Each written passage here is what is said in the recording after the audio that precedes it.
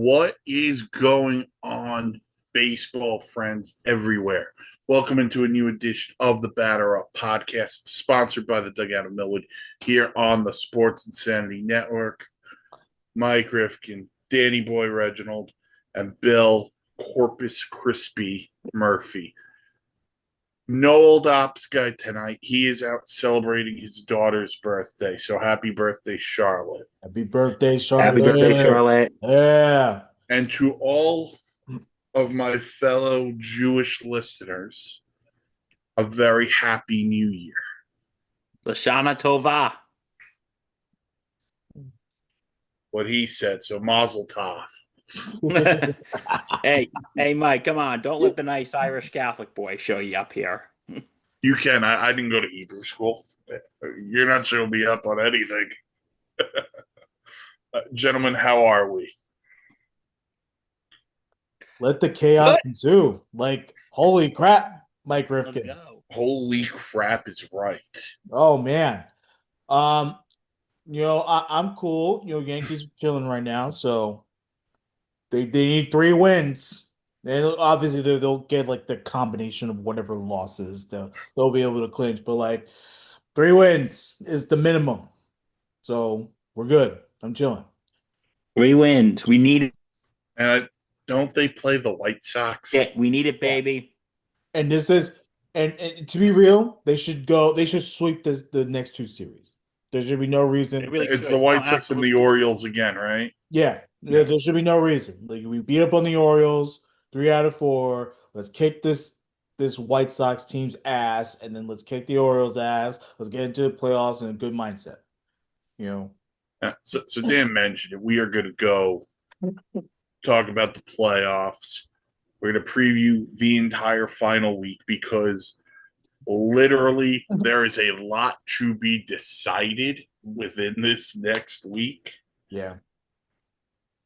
In Major League Baseball as we are on the road to the playoffs.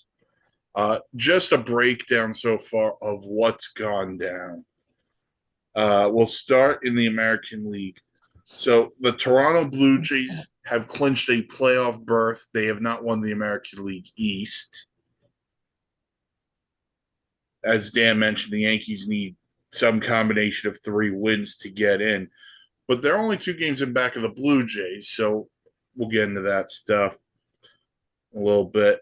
Tigers, Guardians, we are definitely going to get into. That's a massive series this upcoming week. Who would have thought? Who would have thought? And who would have thought the Seattle Mariners this past week can go into Houston, sweep the Astros, and now have a 3-game lead in the AL West? We'll get into the wild card stuff in a minute. And then National League in the East, the Phillies have won the division. We'll get into the other team in a little bit, I'm sure. The Brewers, they have won the National League Central. The Cubs have clinched a playoff berth, as have the Los Angeles Dodgers of Brooklyn, because nobody seems to think paying Shohei Ohtani $2.1 million as a part of a $700 million contract is legal. Yeah. So that's playoffs. Wild card standings are brought to you, but like this. The Yankees own the first one in the American League. They are 4 games up on Bill's favorite team, the Boston Red Sox. And then we have a tie for the last wild card spot between the Cleveland Guardians and the Houston Astros. But we're also going to put the Detroit Tigers in there too, based on how that stacks up. We'll get in there in a minute. National League, Cubs already clinched a wild card. The Padres on the second one, so they're going to get in. And then there is a technical tie for the third one between the Reds and the Mets, but the Reds own the tiebreaker, so right now they hold the third wild card. With the Arizona Diamondbacks a game back, and the San Francisco Giants 3 games back. Although the way the Giants played this weekend, a little testy. All right. So let's just dive on in. And let's start with that big one in the AL Central. Because, Dan, at one point we were talking about the Tigers being the best team in baseball. They were rolling in the Central. A.J. Hinch was manager of the year again. Mhm. No one can fault Tarek Skubal because he's been awesome still. But that lead has dwindled. And that lead is now down to 1 because the Guardians have been on as insane of a run as they've been on since Guardians of the Galaxy. Yeah. Hmm. The at one point a 10-game winning streak. They're now, of course, because by virtue of the loss yesterday, 9 of their last 10. But let's call like it is. Like that winning streak has propelled them. And then of course the Tigers, the fact that they just faltered at the worst possible time. Um Now all of a sudden it's a very close race. Okay, I want people to understand how weak this American League is. For the last few months, we've had the Blue Jays and the Tigers. That's the top tier teams in the league, right? In the American League. There could be a scenario, Bill Murphy, where the New York Yankees, of course, this is not going to happen because the Blue Jays are going to ultimately win the East. But let's just say things actually fall into place for the Yankees. There could be a scenario where the New York Yankees not only win the American League East, but get the top seeded spot in the American League. That's how weak the American League is. I just to put that into perspective. You don't see that bullshit in the National League. You know the Brewers are going to be top tier in the National League. You know the Dodgers are going to be top tier in the National League. The Cubs already made the playoffs. The Padres are on the verge of making the playoffs. You're not worried about those teams. But You're not, no. but then every single team in the American League has something to play for this week. Come on now. So just to put into perspective, Detroit is in a massive hole right now. I don't. This series is beyond crazy. It's unimaginable that it has to come down to this series right here. This is the series that will determine who wins the Central. Yeah. And just to go over the pitching matchups in this series, these probables are from ESPN, not a sponsor. You're welcome, Patch. Tuesday night, the first game of the series in Cleveland, Gavin Williams will go for the Guardians, 11-5 with an ERA just slightly over 3 against Tarek Skubal. Yeah. So the Tigers have the guy they want on the mound Tuesday night. They got Skubal. Yeah. Wednesday night will be, as I get the ESPN app to load, Jack Flaherty against Tanner Bibby. And then Thursday night, the Tigers have not announced a starter for Thursday, and they will go up against rookie pitcher. Parker Messick, who's 3-0 with a 2.08 ERA. He's 24 years old. Oh boy. So massive series in Cleveland that'll decide the fate of the American League Central. Listen, we say it every year with Cleveland. How do they do it? I don't know. How do they do it? You know who they are? They're the 2020 version of what the Rays were about 15 to 17 years ago. Like the Rays are always at the top of the American League East, and you go, how are they in this race? They don't spend a dime, and yet they're right there.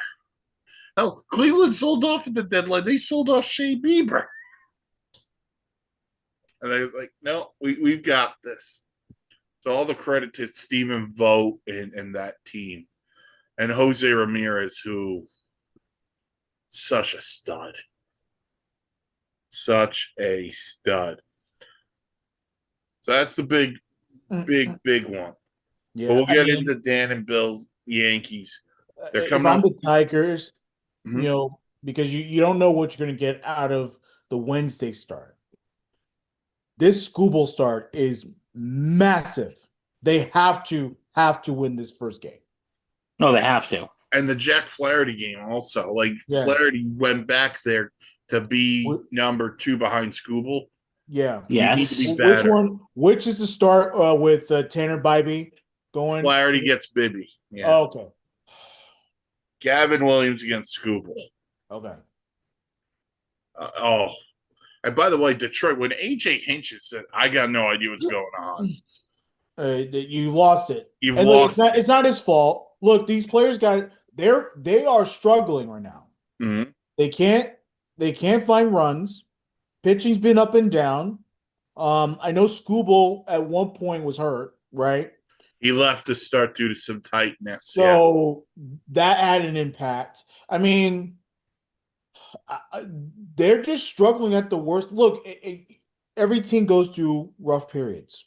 Yankees went through a rough period. Yeah. Mm-hmm. You know, every team goes through it. They're just choosing the wrong time to do it. Because who would have known that these Cleveland Guardians, who were down and out, they were nowhere near a playoff spot. No, they weren't. Yeah, they weren't. Won 10 games in a row, and now they're within not even striking distance. This is like, it takes one game. They thought they could coast, and you know, it's sad that I'm going to say this. It's kind of reminiscent to the 07-08 Mets when they choked away the or dare I say the 2011 Boston Red Sox. Remember that? Remember that BS? Yeah, when they were up and that was choked. The chicken in the clubhouse stuff, right? Josh Beckett. Yeah, my God. Oh, yeah, just not a good look for Detroit. Anyway, no. Some other stuff. As we mentioned, Toronto. They'll end the season with 3 with the Red Sox this week. So that's important for the Blue Jays to win the East. Red Sox are the wild card race. And then the Blue Jays get 3 at home with the Rays. So the Blue Jays get the Red Sox and Rays. The Yankees get 3 with the White Sox and 3 with the Orioles to end their season. And they are 2 games in back of the Blue Jays. So, you guys got any thoughts there on potentially catching the Blue Jays? It's going to take a miracle. Like, you know, this is the problem. We go back to that earlier series with the Blue Jays. They're in Toronto for 4 and they lose the entire division lead in that one series. Well, it really that's where it started. Go ahead, Bill. It really depends on what's going to happen because here's the thing. Yankees they have 2 easy series to end the season. They got 3 against the White Sox and they got 3 against the Orioles. And then when you look at the Red Sox, not the Red Sox, the Blue Jays, they're playing the Red Sox this week. Which I think is going to be a scrappy series. And then who are they closing the season out against? The Rays. So the thing is, both teams have a very semi-easy schedule to go to. Yeah. And that's the problem. You know, if they didn't blow that earlier season series in Toronto, I'm not saying that the Yankees wouldn't have blown the American League East lead anyway. They probably would have, but it comes back to bite them because even with a tiebreaker situation, it goes to the Blue Jays. So they're in trouble if they want to catch the division. If I'm the Yankees, I'm not worried about the division right now. Look, get these wins against these crummy teams, and then go to the playoff as the top wild card spot. You get the home games, and go to the division series from the wild card. I trust the Yankees in a 3-game wild card series to get the job done. Okay, I want to ask you guys this because I know where I'm going. 3 games wild card. Max Fried's getting the ball in game 1. Yes. Rodon, I'm presuming, would get the ball in game 2. Mm-hmm. Where would you go in game 3? I would use Cam Schlittler at the very I was thinking least Schlittler as well, as an actually. opener. Okay, so we're actually all on the same page. You So were thinking Schlittler as I well? would, No, he's been having a good rookie season. He's yeah, been good, yeah. he's been terrific. I would say more as a opener, but if they want to let him go 5, 6 innings, I'm cool with that too. Um, I just want to make sure that the big thing is I want Freed to go as long as he can in Hmm. game one because I don't know what that bullpen going to look like. And they need to rest That up big is time. a big time question mark, and it's been a big time question mark since the deadline. Because outside of David Bednar, none of the other guys that Cashman acquired have Yeah. worked out. Yeah. I mean, Duvall's okay, but he's not as reliable as we thought he was going to Very be. erratic. Um, I mean, you have your usuals, the Luke Weavers, but he's had a very tough season. He's not necessarily what Luke Weaver from last year was. Um, Tim Hill, who's been better out of the pen. And then there's the curious case of Devin Williams. Yeah, that too. I really Yeah, he's been. Freed has to set the tone, but yeah, Devin Williams, it's a tough one. No, yeah, Fried absolutely has to set the tone. All right, so we'll see what happens there. The Yankees again, 3 at home. Orioles or White Sox, Orioles, Blue Jays, 3 with the Red Sox, 3 with the Rays in Toronto. So we'll see what happens there. Yeah, And then the team leading the AL West, the Mariners went into Houston, swept the Astros. Cal Raleigh is swatting homers, breaking records. Their starting pitching's on track. Oh, and they get 6 games at home to end the year. 3 with the Colorado Rockies and 3 with the Los Angeles Dodgers, who are probably not going to be playing for anything. exactly. So Really? both the Dodgers win the West, they can't get best record. Yeah, because I don't believe they can get best record. it's going to go to the Brewers. The Brewers Yeah, are in one seed. Yeah, the Dodgers are too far back. They're Yeah. 7 games in back of the Brewers. Yeah, Plus, I think the Brewers either swept the season series or lost one of the games. That was it. right. So the Mariners. And Dan, I think you just brought it up before when talking about Cleveland. You want to talk about a hot team going into the playoffs? There's no one hotter right now than the Seattle Mariners. Yeah, No, they're not. And here's the thing about the Mariners. You know, the Mariners got better at the trade deadline. Yeah. People didn't realize it at the time. I knew they got better. I don't think people thought they got this much better. Everyone's hitting well. I think we lost Bill for a second. Everyone got better. Yeah. And then the pitching has been stellar. The hitting, of course, we're talking about Cal Raleigh. We're talking about they had added Suarez, yeah. who has been tremendous. You know, Josh Naylor. no stranger to Seattle. Yeah. This team is absolutely lighting the American League up like crazy. And it's so good to see. Obviously, if I'm the Yankees, I don't want to see any part of the Mariners. But it's a good story because, screw the Houston Astros, Well, I think it's funny because we talk about Seattle and we talk about how good they are. The starting pitching depth. Luis Castillo, Kirby, Gilbert, Brian Wu. Although I'm going to call him Brian Wu Tang Clan.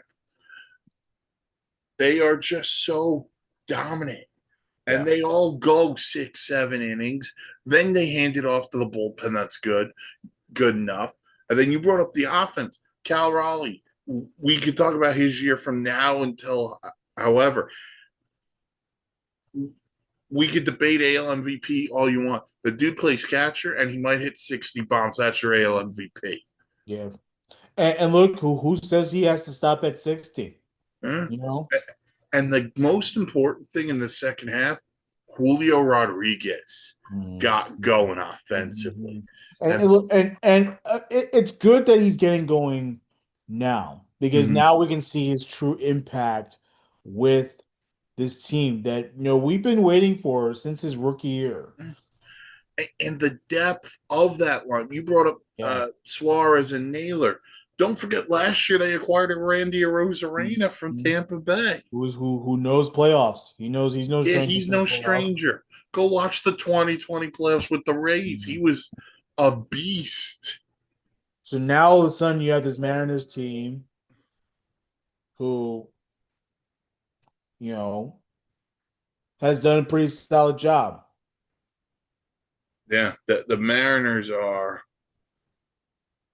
playing very well. And that's why they're going to win the West. And the Houston Astros, man, they've got 6 games, 3 of them in Oakland or in Sacramento. They'll play the A's, and then 3 of them at Anaheim to play the Angels. So the Astros are going to have to play well on the road here, and they're playing an A's team that is very dangerous. Yeah. Despite their record, they got young guys who aren't just playing for spots; they're just playing really freaking well. The A's. And then an Angel team that would like nothing more than to see the Astros out. So Yeah. I mean, look, the bottom line is, Houston's been struggling pretty much all season yeah, from the start. Now nobody said that before because no one's talking about it because of the fact that Houston got off to a bad start, then they went on a run, and we thought, oh, well, vintage Houston Astros. They go out and get Correa, vintage Houston Astros. Look at that. Oh my God, they're gonna go back to the World Series. Well, now, you know, the struggles that Houston's been going through all season is catching up to them. And they could miss, yeah. which would be big. And look, they've played a lot of baseball over the years, and there's been a lot of issues with this team, injury issues. Jordan Alvarez gets hurt again, scoring a run for Pete's sake. That's not a good thing. The whole Altuve in left field thing was a huge mistake. They bring back Correa. And then their starting pitching just hasn't been good enough outside of Hunter Brown. Framber Valdez has had moments where he's been great, but he hasn't had the year of an ace. And then the Josh Hader injury killed them in their bullpen. That was just brutal for them. And now we see it. They're playing for their lives. 3 in Sacramento, 3 in Anaheim. While the team they're tied with right now, Cleveland, obviously they're playing Detroit, but they also get through with the Texas Rangers this weekend. So Yeah. the American League, gentlemen, everyone is playing for something. Yeah. Corpus Christi's back. Hey. Hey, Oh, look hey, who's back. Shady's hey, what are we back. talking Tell about? a friend. Yeah. We just finished the American League. We were just talking about your Astros. Uh, That's everybody. That's me, man. All right. So that's the American League. The National League side of things, where we know a lot of the stuff that is going on. The Phillies won the East. We'll talk about how good they are in a few minutes. Brewers won the Central. Cubs are in, and the Dodgers are in.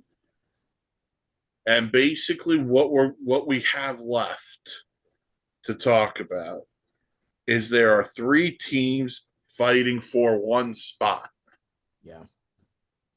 It is the Reds, it is the Mets, it is the Diamondbacks for one wild card spot. yes. So I would just like to take this moment and say this.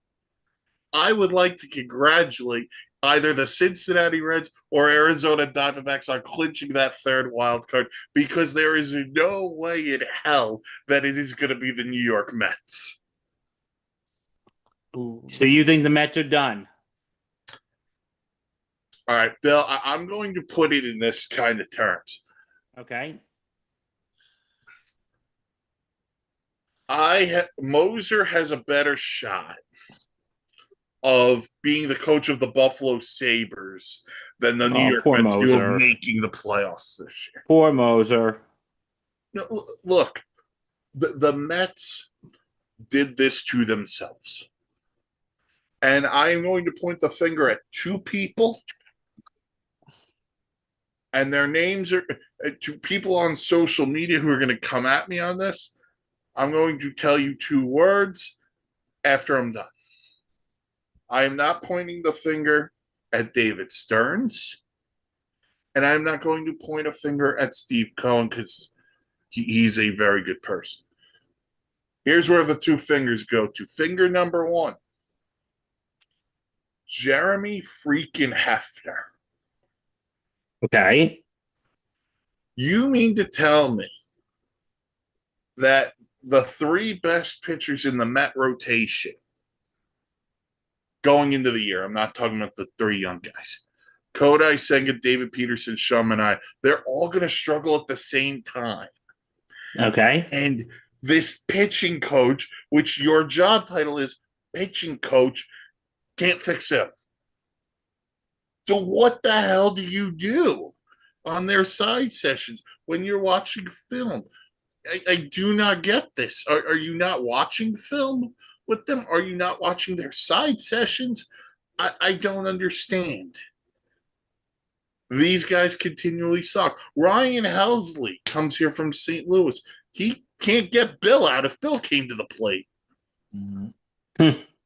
Oh, let's keep throwing him out there, and he's giving up home runs left and right. Don't worry, Jeremy Hefner will fix it. No, he can't, because Jeremy Hefner has no idea what he's doing, because he reminds me of Hefner from Rocco's Modern Life.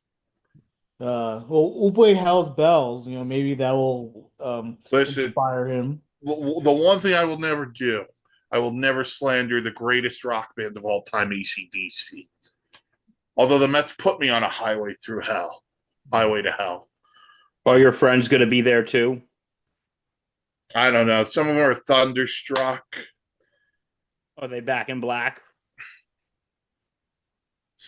You know what? Once in a while they are. Did they shake you all night long? No. They make us a whole lot of Rosie, though. The other person... Do they have a drink on you? Good one. You got shot down in flames. Oh, I was shot down in flames many of times. I think the Pride Month did that. The Pride Month celebration. The other person I have to point a finger at, I got to point a finger at Carlos Mendoza. And look, I am not going to advocate for anybody calling for his job, because right now I don't think there's anybody out there that I'd want. Even for the people who say bring Buck back, this really isn't a time for that conversation, and I don't think that's going to happen. And why do you say that? Bringing Buck back? Or just firing him? Yeah. No. Which part? Why do you say it's not the time to bring back Buck? Because this team has World Series aspirations. And I don't think Buck, while I think Buck deserves a World Series, I'm not sure that's the plan for David Stearns, to have analytics plus the old school feel. Although I think it's smart, but it's the way he feels. Here's my thing. If I'm bringing someone in, I'm going to throw one name out there if Mendoza's fired, which I'm not leaning towards. The only name I'm thinking about is Joe Maddon. Mainly because I want to ask him if he's actually related to John Madden, but that's a whole nother conversation. And it's spelled differently. You really just like to kill fun. You really do. You're a fun killer. Well, I mean, the Mets are killing your fun more than Bill is. So it's like, that is very true. I mean, come on now. I get pardoned on that Wait, one. hold on. Dan, the alternative to that would be watching the Dolphins, and that doesn't help either. I got a doesn't month help, yeah. until actually, I got like 2 weeks until hockey season, so There you go. I got to survive. Baby. Big preseason win against the Devils. Big preseason win for the We love that. Rangers. Let's go. That's like with before we get back to the Mets, because my girlfriend's a Jet fan, and she can't watch them right now. She just said, you know what, just because she's a big Knicks fan, she goes, Yeah, but she has a coach that dances let me know on when the next sideline. season That's pretty starts. funny. Yeah. Exactly, Bill. Let me know when next season starts so that we could, the whole city will be all in this together, and it's not this separate BS. Oh, well, the Giants have their own issues, the Jets have their own issues, the Yankees are on top of the world, the Mets are slipping off of Mount Everest, all those other type of things going on. And look, there's chunks of this roster that are going to get blamed too. Yeah. Ryan Helsley's part of it. Yeah. Mark Vientos didn't get hot until the All-Star break. Yeah, I mean, but even after, he hasn't really contributed. He has done nothing this year. That Torrens injury was massive, more than you think, because Luis Torrens has been stellar all season. Torrens and Alvarez as a duo have been phenomenal at throwing out base runners. Yeah. I don't think enough gets in. You're right. I don't think Torrens gets enough credit for the year he's had. I think the other guy who's not getting enough credit for the year he's had is Brett Beatty. Mm-hmm. I think Brett Beatty has had a really nice year. Yeah. I think he's actually taken the third base job away from Mark Vientos. And if the Mets were smart next year and they were to bring back a certain first baseman who we all know is going to opt out of his contract, Vientos could become your DH, or he could become a trade centerpiece for what's something the Mets truly need, and that is a number one starter. That way, Jonah Tong, even though he has major league experience now, can spend a year in AAA. Sproat and McClain could be at the back end of this rotation. You'll still have David Peterson. You'll still have Kodai Senga.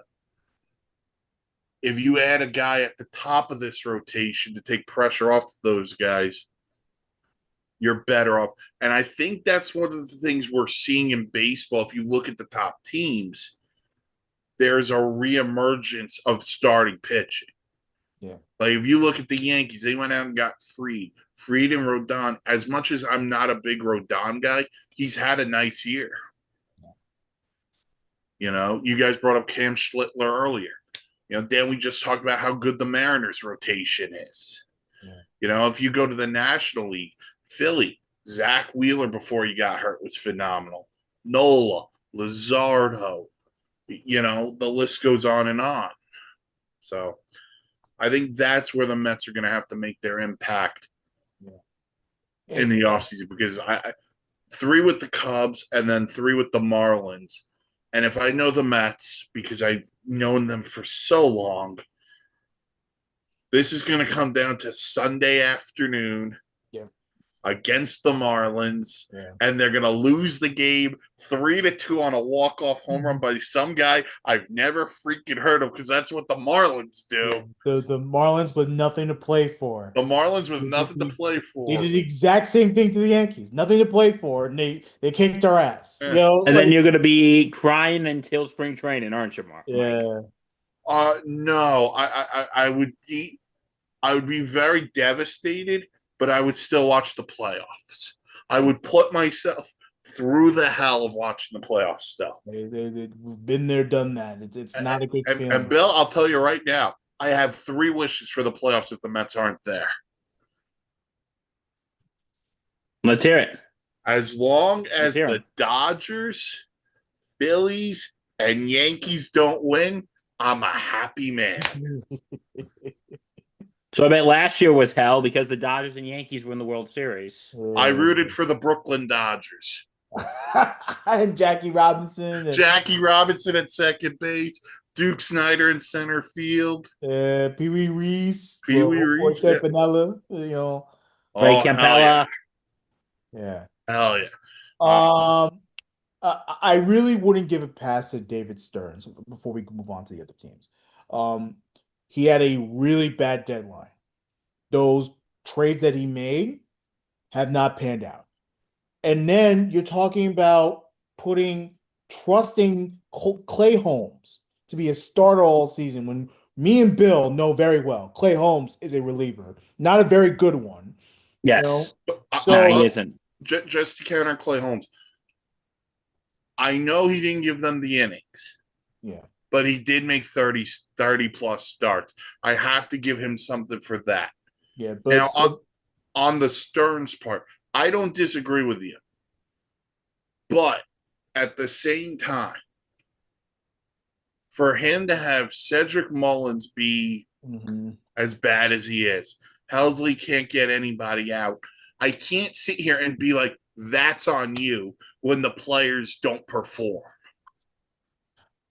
I'm just It's on saying the that there's some players. really bad signings, especially the Frankie Montas signing. Montas signing is terrible. Inexcusable. So just putting it that way. Just putting it out.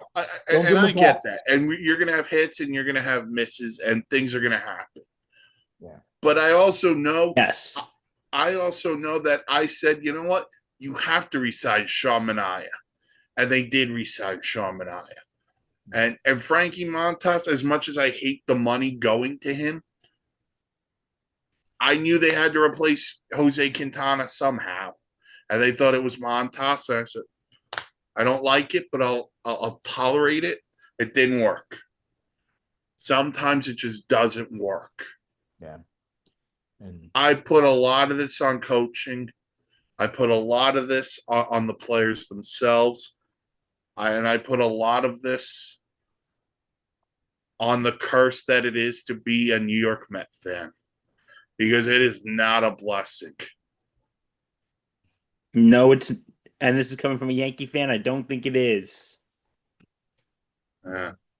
Well, the Mets have to hope and pray that the red hot Cincinnati Reds and the red hot Arizona Diamondbacks falter. Well, that's the saving grace. That is the saving grace. Well, the Reds have 3 with the Pirates and 3 with the Brewers, and the Brewers aren't going to be playing for anything more, most likely. Right. The Diamondbacks, who are still a game back of both, play 3 with the Dodgers and 3 with the Padres. The Dodgers are still playing for the NL West, and the Padres could theoretically catch the Cubs for that top wild card. But the Cubs and Mets will play 3, and then the Cubs will end the season playing 3 with the Cardinals. We know the Cardinals would love nothing more than to eliminate the Cubs. So we'll see what happens there. But yeah. I'll let all the viewers in on this. I am sure once the Mets season is over, me and the old ops guy are going to do hold a funeral. Yeah. You want me to go get some bagpipes for you? No. Well, I didn't tell you what the funeral was for. It could be for the Mets, be for the Reds, it could be for Patchy's one eye. We don't know. We haven't decided yet. I think Patchy's one eye is that's a tough one. All right. So those are the look at the standings. We talked about some of the big series coming up this week. And by the way, minus just playoff spots on the line, guys. We don't have award season locked up either. There's great debate in both the American and National League for MVP. Yeah. Although we're all in agreement in the American League. I think. I know Dan and I are. Yeah. We're both going Cal Raleigh. Bill, do you have an argument against that? Well, here's the thing. I think Raleigh's going to win, but I think there's a solid argument for Judge because you got to look at this. Judge's batting average is what, 320 something, and Raleigh is 247. Yes, you can bring the home runs into all this, but since when, in the words of my father, Papa Murph, Since when does being a 247 hitter get you being MVP? Judge is 326, 49, 105. Yeah. And Bill's not wrong because ultimately, numbers wise, I think Judge has had a better season. And obviously, we know Judge's impact if you take him off the lineup. It is There was a yeah, time this season he was hurt and the Yankees were blowing it. yeah. And Go ahead. and that shows you, what does MVP stand for? Most valuable player. Yeah. And that shows you that this team needs Aaron Judge. Yeah. Let me ask you a question. Let me give you an answer. Yeah. What do you think is the most important position in baseball? I say pitcher, but I would say pitchers up there. That's a tough question. Okay. You're not wrong when you say pitcher. Now, who game plans with said pitcher? well, Catcher. The catcher. Mhm. And you have to come up with 5 game plans or at least 5 different starters plus the bullpen guys. It ain't like Cal Raleigh's DH. Yeah. He is playing catcher. He's on his squatting for 9 innings. He's by the way, he's got 58 homers. He's playing in T-Mobile Park. It ain't like he's playing at Citizens Bank doing this. Yeah. He's playing in a big pitcher's park. Yeah, and ultimately, Mike, look, obviously, Bill's not wrong. Like, No. without judging the line, Yankees are trash. But Yeah. Cal Raleigh, while the numbers may not be equivalent, and look, a lot of catchers don't necessarily hit very well. It's very rare to get a very good, solid hitting catcher, let alone a power hitting catcher. And not only has Cal Raleigh played pretty much every day, but he's giving you the power that the Seattle Mariners were able to have. They kept his power, kept them in a middle end until they can get a Suarez going, until they can get a Julio Rodriguez going. And like he's that centerpiece. He's what gives that team life. So to me, it's a no-brainer to put Raleigh. But look, if obviously I'm biased, if Judge wins, I'll be like, hell yeah, why not? Now, come on, you would be with me if Judge won. Oh yeah, no, I get it. Like I get it. Like I think it's just an interesting debate. Look, Now listen, I'm not saying Raleigh wouldn't deserve it. no, I totally understand. I get what you're saying. I think Aaron Judge has proved his value to the New York Yankees.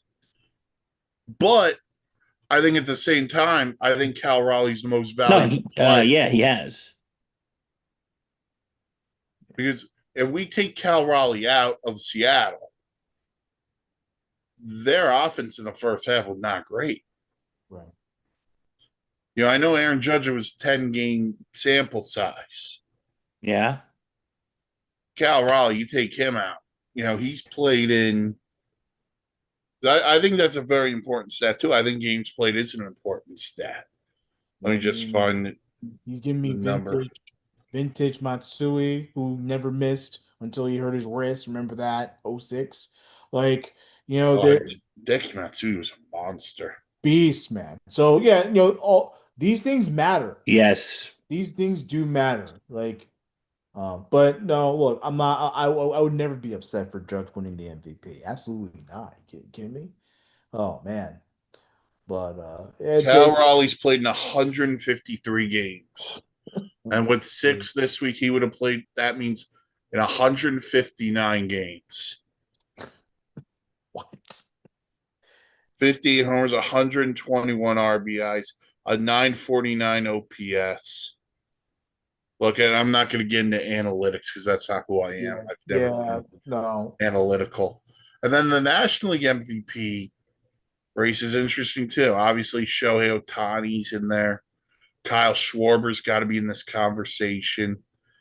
And if the Mets weren't choking away this, Juan Soto would have entered his name into this conversation with the September he's had. I'm not going to go with Soto. How many solo home runs and many times he's come up to the plate and drove in no runs when they have runners in scoring position? Like, I don't care about his 40-40 club. No, he has not been an MVP. And, it's not I'm me. saying if the Mets weren't choking it, he's in the conversation. It's not me being a hater. It's just it's me being realistic. What Kyle Schwarber has done throughout the season has been way more impactful than what Juan Soto has done. By the way, Kyle No, I Schwarber. can agree on that. Oh, go ahead, Bill. I'm so sorry. I cut you off. No, I'm just saying I agree on that. Go ahead. Okay, cool. Fair. That's all I have to say. Kyle Schwarber's been more than that. But by the way, you can make the argument for his own teammate. Pete Alonso has been more valuable to his team than Juan Soto. But Alonso's been on some tough stretches too, where he does nothing. I'm not saying I'd vote for them. I'm just saying they would get in the conversation. I think the MVP is going to be Ohtani. Personally, I would go Schwarber. Yeah, I'm with you on that. Like, Ohtani's going to win it every freaking year. That's just how it's going to be. It's bullshit, dude. Like, whatever. I do not like the Philadelphia Phillies. You will not see me like the Philadelphia Phillies. But Kyle Schwarber's had a phenomenal year. And by the way, he's going to cash in free agency. So see what happens there. But a lot to play out this week. Before we do end this, 2 congratulations. 1, congratulations to Clayton Kershaw, announcing his retirement at the end of the year. I thought it was really classy of him to do it and not expect a farewell tour. I thought that was very classy of him. And congratulations to Mike Trout on hitting 400 homers and nobody really caring because you're still an Angel. That's such a sad part, though. Like, Mike Trout, he's made the playoffs once. Yeah. Anaheim has become so irrelevant over the past decade and a half. Yeah. It's so sad. Like it's I think Mike Trout's gonna end up like a Ted Williams or Sammy Sosa or Barry Bonds. Not Barry Bonds. Don't tell me he's gonna take the steroids. Well, Sosa too. But he's gonna end up like those big time ones who never got a ring, and I'm sad to say I think Mike Trout's gonna be that one. Yeah. And choosing loyalty over the ring. Yeah. Look, it's very hard to be like, I play for one team my entire career. And that's where you got to get the respect. But then, of course, he's been hurt. So, like, in reality, this guy should have like 550 home runs right now. Like, more than that, probably close to 600. That's where we live in. No, I agree. Yeah. Just brutal, but congratulations to him on 400 and congrats to Clayton Kershaw on his retirement at the end of the year. Both will be in Cooperstown at some point. Me and Bill had this conversation. I say he gets in on the second ballot, but I wouldn't be shocked how many first ballot votes he gets. Kershaw or Kershaw? Clayton Kershaw. I think he gets in first. My argument is that I don't think he has enough wins. And while his MVP stats are incredible, while his Cy Young stats are incredible, I just don't think that he has enough numbers to get in on the first. I think he'll be a strong first candidate. He'll get a lot of votes, but the votes will come in more in the second. The people are going to find a billion reasons not to vote him in the first ballot. We'll see what happens. Yeah, that's 5 years away, though. So. Yeah, but that'll be 5 years from now. Yeah. Hey, we'll revisit that in 5 years. Yeah.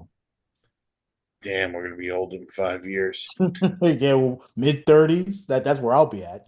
I'll be 5 years. I'll be 37. Damn. I'll be 36. That'll do it for this edition of the Batter Up Podcast, sponsored by the Dugout of Millwood. Check out everything wherever you get your podcasts.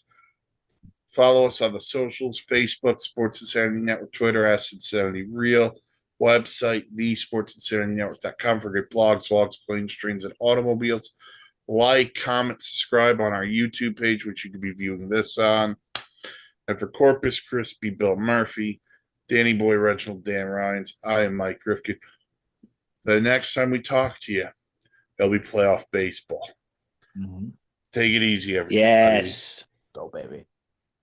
Let's go.